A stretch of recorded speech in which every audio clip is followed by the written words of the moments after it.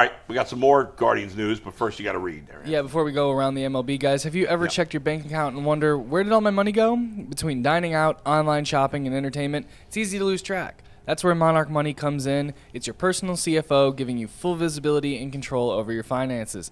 Monarch Money isn't just a budgeting app. It's a complete financial command center where you can track all of your accounts, investments, and spending in one place. So you start just managing your money and you start building wealth.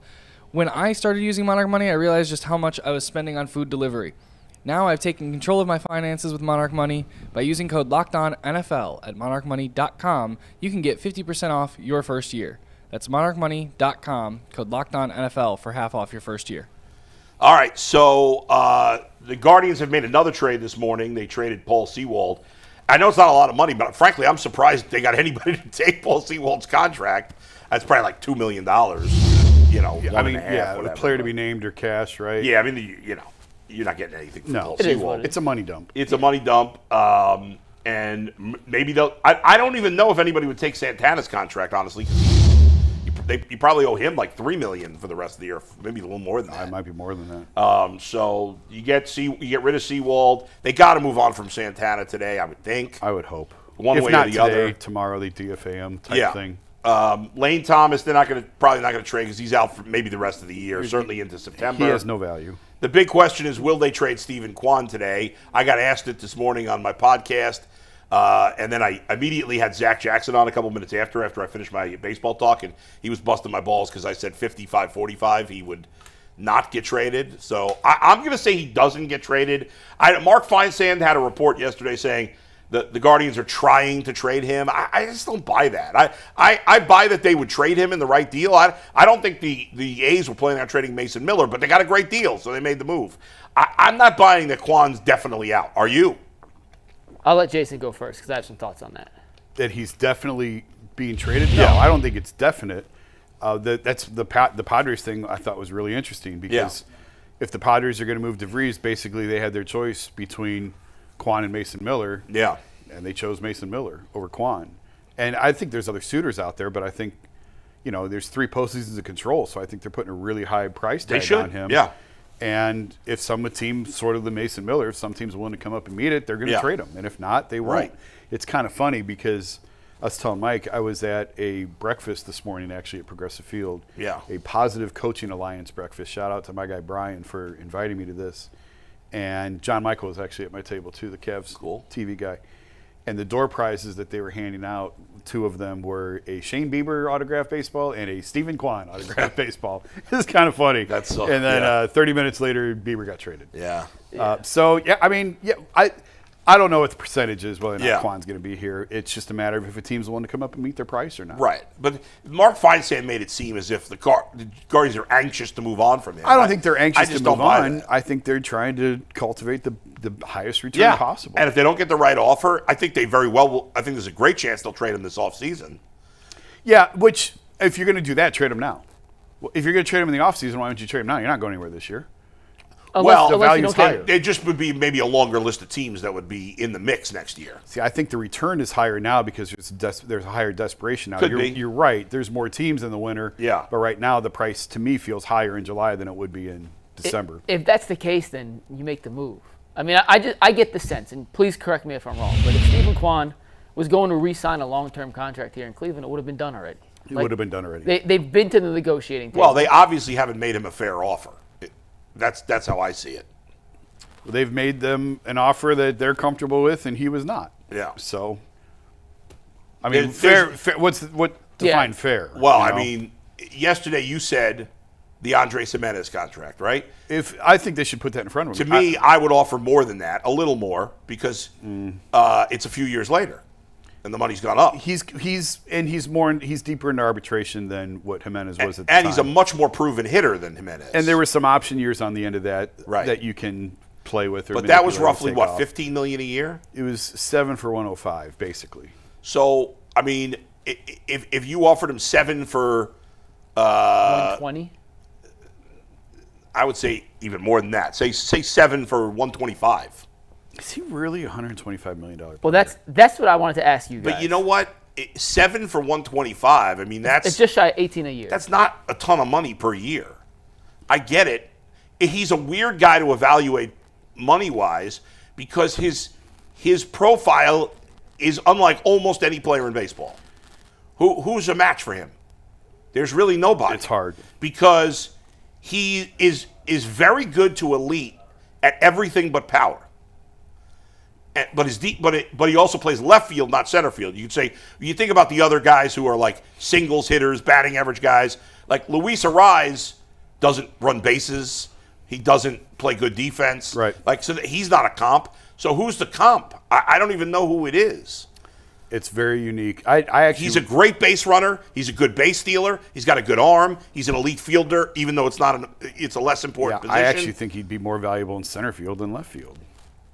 It's hard to argue. I think we've been discussing that for a couple of years. But it's here. ridiculous to say that when he's a 3-time Gold Glove Right, winner and about to be a 4-time Gold Glove winner. Right. But I don't know. Yeah. It's the point is he's a valuable player, but the one part of his game that's not elite is what people value the most, and that's power. Right. It's funny that, so to answer your initial question, percentage he gets, I have no clue. I default to you guys. If you say it's 55-45, he doesn't get traded. I'm just 50-50. guessing. Like, I don't know either. I trust you guys a lot more. I think the Padres making the deal for Mason Miller is interesting because that was a team that seemed to have the prospects to match Cleveland's asking price if they were to pursue that avenue. But I do find it funny that there's been this noise online of the Guardians can't trade Stephen Kwan. It'll be an outrage if they trade Stephen Kwan. I saw Chris Rose, friend of the show, say his son told him it'd be the saddest day of his sports life if the Guardians traded Stephen Kwan. I would be really pissed. I'm pissed off if I'm a Guardians fan if they trade him. Fair enough. I understand why. I want sign him. Find a way to sign him. Understand why. But at the same time, we have people like G and Tyvis and a lot of fans who complain that the Guardians don't ever hit home runs. Right? It's a singles hitting team. It's contact. They play guards ball. But we also know that doesn't necessarily win in the playoffs. And then to have this outcry and this outswell and this rage for a team that would trade away a guy who you just said his knock is power. You replace. I understand. You get the power in other spots, not by taking away your best singles hitter. So I was telling Jason, it's kind of like the running back in football. Like, I don't think you could build around a running back, but if you have a really good team, you bring a running back in, that could be the missing piece to a championship. I'm not sure if Stephen Kwan's a guy like you build a championship franchise around. I think that way. He's a piece of a team that you bring in to help elevate you to a championship level, as opposed to having him be that building block. They're in this position because of their consistent failures at developing power hitters and developing hitters in general. He's a very, very good player. Yes. He looks better than what he is because of the crap around him in this lineup. And I think that's why people are so attached to him, because I don't blame him. Like, what else is there? Yeah. There's Jose and Kwan and Manzardo on the days they let him out of his cage. Well, but it was unbelievable he was on the bench again yesterday. We're going to talk about that later. I have some stats.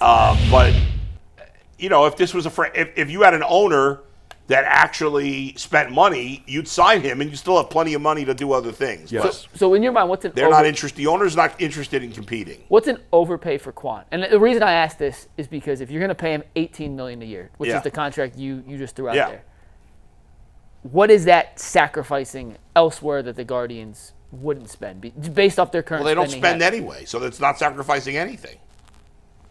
You see what I'm trying? Maybe I asked that question wrong. No, I understand what you're saying. I'm saying that we always give the Dolans a pass by saying, well, then they can't sign such and such. Well, no, they could do whatever they want. They choose not to spend this money. So that's what I'm saying. And they're not spent. Like, who have they spent on? They spent on nobody. Bybee. That's who they spent on. That's it. That's all they've done. Yeah.